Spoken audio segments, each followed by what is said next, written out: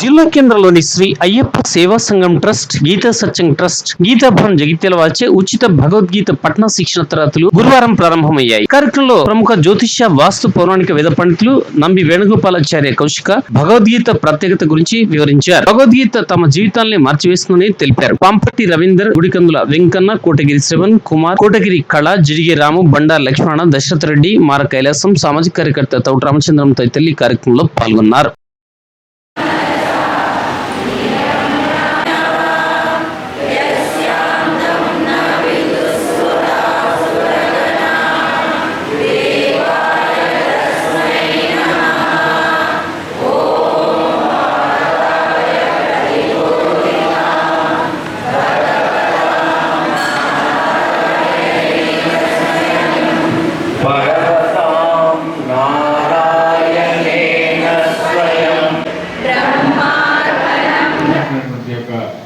నిర్వహించడానికి సంకల్పం చేసిన పెద్దల్ని స్వాగతిస్తూ భగవద్గీత మన ప్రాంతాల్లో జగిత్యాల్లో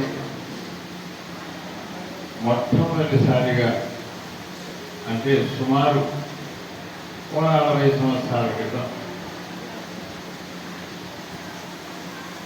విద్యా ప్రకాశానంద స్వామి వారు మన వైశ్య భవన్లో మొట్టమొదటిసారిగా భగవద్గీత ఉపన్యాసం చెప్పారు.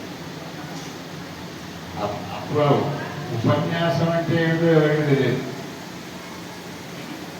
ఉపన్యాసం అంటే ఏమిటండి కూడా అడిగారు చాలా మంది. అంటే వారు భగవద్గీత గురించి ఉపన్యసిస్తారట స్వామి. అంటే అది ఎలా ఉంటుందో చూద్దామని మొదటి రోజున, అంటే వారు ఇక్కడ చెప్పారంటే 18 రోజులు, మొదటి రోజున 18 మంది వచ్చి, అది వైశ్య భవన్లో స్థలం దొరకలేదు. సినిమా థియేటర్లన్నీ బంద్ అయినాయి. దాని తర్వాత ఎక్కడెక్కడో ఉండేటువంటి హోటల్స్ కానీ అవి కానీ ఇప్పుడంతా లేకుండా విద్యా ప్రకాశానంద స్వామి వారు ఉపన్యసించారు. అప్పుడే గీత మకరంలో అనే ఒక గ్రంథాన్ని వేసి దాన్ని చదువుకోవడంలో కూడా కొనుక్కునే విధంగా. ఆ తర్వాత శ్రీధర సాంబయ్య శాస్త్రి గారు చాలా చిన్న జనంతో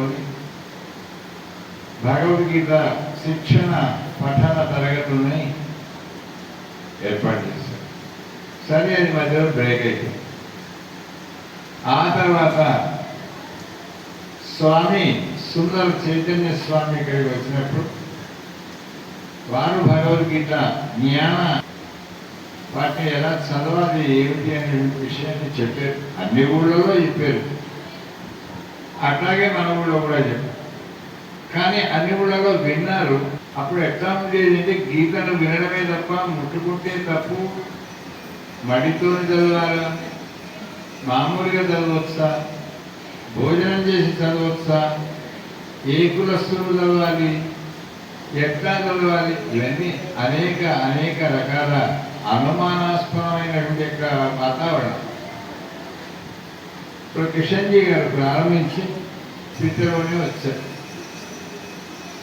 కొంతమంది అది మనకెందుకు వస్తుంది భగవద్గీత, పోయే వాళ్ళను కూడా ఒరే రోజు కూడా లేదు. ఇట్లాంటి వాతావరణంలో శ్రీమాన్ స్వర్గీయ కిషన్జీ గారు ఎవరైనా మనకు డబ్బులు ఇవ్వాలంటే ఎన్నిసార్లు అయితే వాళ్ళ ఇంటికి మనిషిని పంపిస్తాము, అన్నిసార్లు ఒక్కొక్క వ్యక్తి దగ్గరికి మనుషులు పంపిస్తే అప్పుడు ఈ భగవద్గీత భయం చేత మా వారి ఇంట్లో లేరండి చెప్పేటువంటి పరిస్థితి. స్వామి శరణం, స్వామి ఏ శరణం అయ్యప్ప.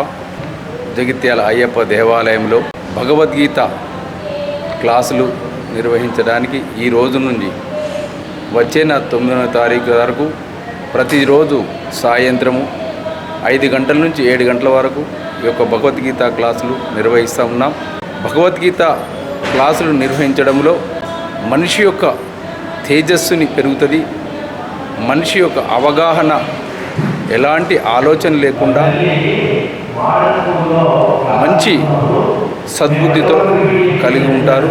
దాని ఉద్దేశంతో మన అయ్యప్ప దేవాలయం పక్షాన ఈ యొక్క భగవద్గీత క్లాసులు 18 రోజుల పాటు 18 అధ్యాయాలు, స్వామివారి 18 మెట్లు 18 అధ్యాయాలు కనుక 18 రోజుల పాటు ఈ రోజు నుంచి మన అయ్యప్ప దేవాలయంలో భగవద్గీత క్లాసు ఎంతో అద్భుతంగా దాదాపు ఒక 250 మంది మాతలచే భక్తులచే అందరితో ఈ యొక్క భగవద్గీత క్లాసులు నిర్వహిస్తూ ఉన్నాం.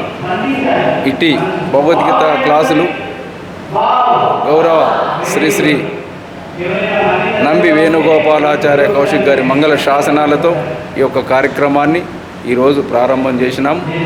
స్వామి యొక్క పరిపూర్ణమైన అయ్యప్ప స్వామి యొక్క పరిపూర్ణమైన ఆశీస్సులతో ఎంతో అద్భుతంగా నిర్వహించుకుంటాను. ఇట్లాంటి కార్యక్రమానికి వచ్చేసినటువంటి వారికి, ఇది విన్నవారికి, కన్నవారికి అందరికీ కూడా ఆ యొక్క పరమాత్మని పరిపూర్ణమైన ఆశీస్సులు ఉండాలని మనసా వాచా కోరుకుంటున్నాను.